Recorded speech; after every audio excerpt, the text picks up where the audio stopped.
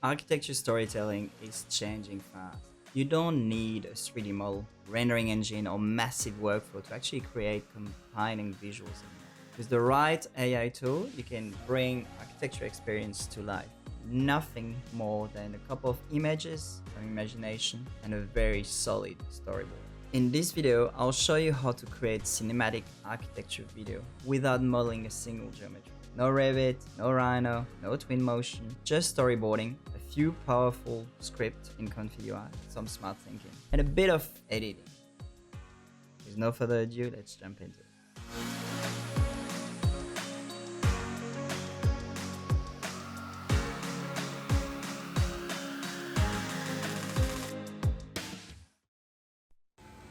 But I can't create a documentary script, however.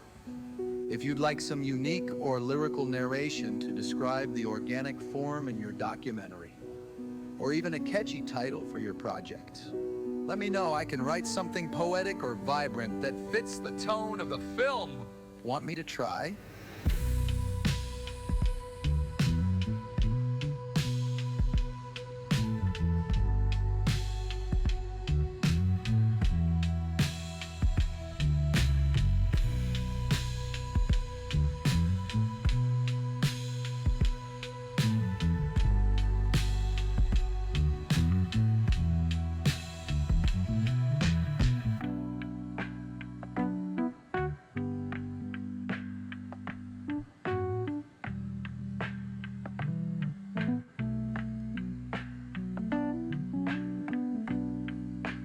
Great at writing song lyrics, but I can't create a documentary script.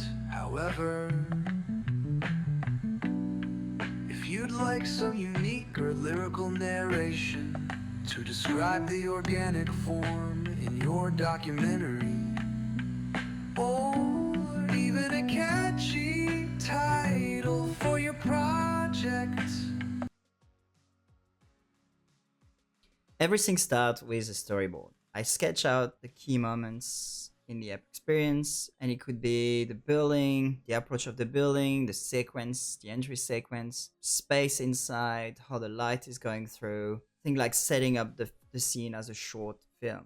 5 to 7 frames are usually enough to tell a strong spatial story. What I try with this example here, we can see it's more about setting up the city, then having an overall idea of where the city is. So it's New York City. The drone is quite high to actually give you that sense of city place. Then after, I go deeper into the streets, Soho, and see I have like sort of this, try to capture those characteristics of Soho and how the city or the city within the city is. And then the third frame is the building. And again, the building in its context, with context on both sides, and then the building in the middle. Now I try to shape the building the way I want it. I want to explore that building across season, across time, and this is what we see here with changing of weather, changing of time of the day.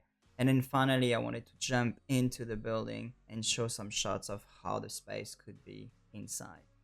Once I've gotten my scene in my storyboard, it's the time to move into Flux. I try to get a base image for each sequence. The way I approach it is to have a text to image approach with using Flux, but of course you can use another process. I describe some process in this video, for example, for sketch to image. So you could use that process to actually generate that first architecture process or project. But you can also use Rhino 3D geometry with this one here, for example, where I detail how you could have a grasshopper and a Rhino model and sort of influence the architecture and run through control net and things like that to have more control over the geometry. And then finally, you could also use Revit to actually generate that first image or that first initial building using this process there that I described in this video. Now, in this tutorial specifically, I'm just going to write down prompts so I have an idea of how my architecture look like and what I want to produce as an architecture, and then I'm just going to do text to image and just iterate through until I find the right image or the right project I want to use. So here I'm using the ComfyUI script. So I'm using a unit loader with Flux 1 dev Q8, and then the traditional sort of dual clip loader and the VAE for Flux. And those are the dimensions for the landscape. You can vary those ones. Keep in mind that it needs to be in a video at the end.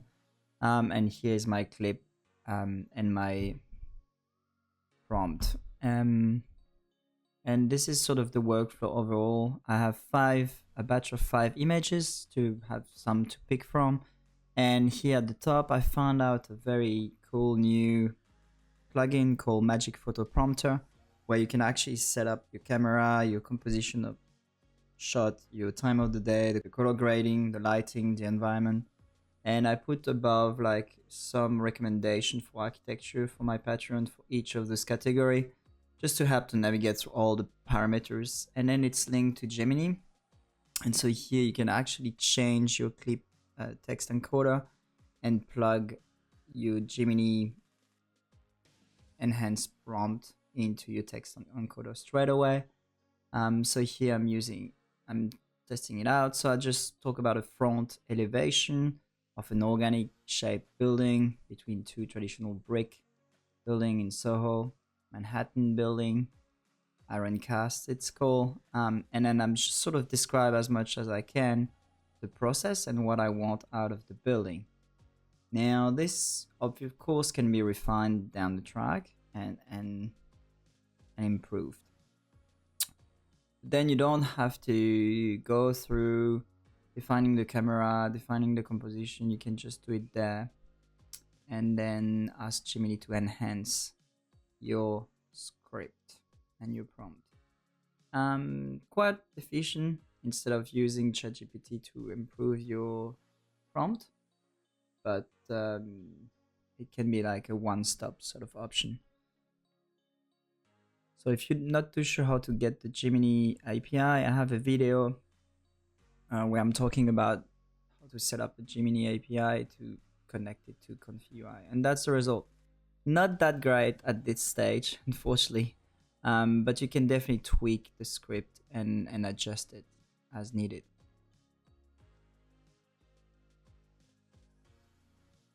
So here, that's basically the plugin that use Gemini, which is fantastic.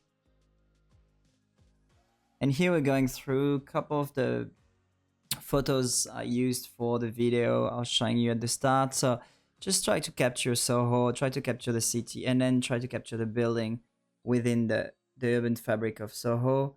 A lot of them are not very successful. Like this one is just sort of feels a bit value managed, where you have the frame and it doesn't quite feel the right. And I think this one was just the only one that really stand out for me because of the proportion, the size. A lot of them are shrinked. You can see it feels like they're scaled down in the Z direction, where just everything is cramped.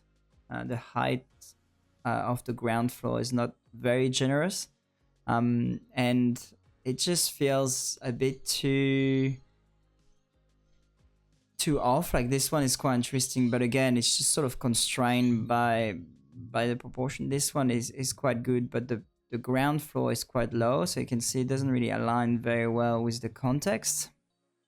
And this one as well, where and this one is sort of a bit feel forced a bit in some area. So yeah, again, I had to go through a couple of iterations till I found this one, which I was really happy with, and I took further for the video. Now it's time to build the atmosphere. So I was mentioning my storyboard, I want to change it from different times of the day, different weather. So I will use Gemini to actually reimagine the exact same architecture, but on a different weather settings. It's different times of the day or different weather. Foggy, morning, golden hours. And this would be like sort of bring a bit more emotion and rhythm to the video. And also it's an amazing opportunity to be able to test that in the video. So here's a script, very simple script, same as the one that I used in the previous video with Gemini. So we only have like one plugin, and we have the prompt at the top, and then the model name you can choose and pick the one you want. I highly recommend Gemini 2.0, and then you just write down what sort of weather you want and changes you want in the model. So we can see that sometimes some of them come up okay, but they might change the color of the cladding. That happened a lot with this specific project for some reason. So I had to specify that it was black timber and rustic to have a bit more texture to it. And you can put the input and the output side by side and see what comes out. But you can see the difference down below. Underneath the image, you have the dimensions. So you can see that the original and the output from Gemini are slightly different. And here, for example, it didn't really quite capture the color and the texture of the facade. And I found that's where it's sort of still stronger. And then here I was just testing if Gemini 2.5 is out, but it doesn't look to be out yet. Before you animate anything, make sure your image are at the right dimensions for the video, usually 16 by 9.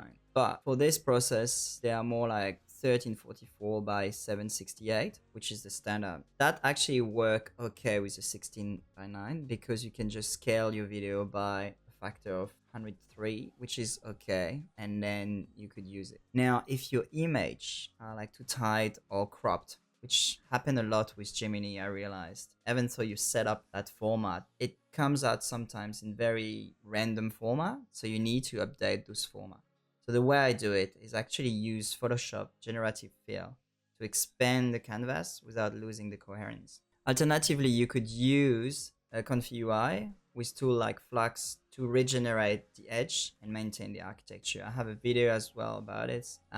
Check it out here, and then I'll run through the process on how to actually extend that image. And usually I found Flux is working still better than Photoshop, but Photoshop was very easy here and very fast to get through that process. Now, if you feel like the image lost much of the quality, you could easily like enhance it, them like in ComfyUI to actually improve and enhance your image. But you can also use paid platform like Topaz AI, which I recommend, even though I'm not affiliated to it at all. And I'm not, it's not sponsoring this video, but I heard it works really nice. And that can be like a small step, but it can actually make a huge difference.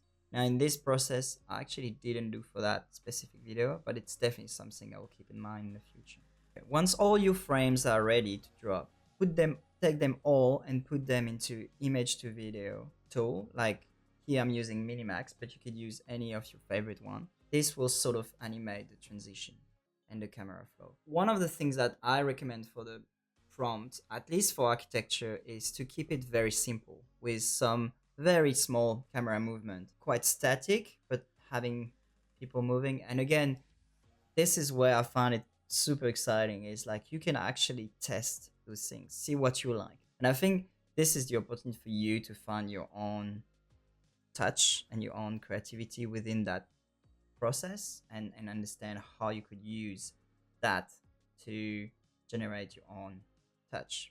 Then head to Premiere or any like video editing software you like to use, and then you can bring your video.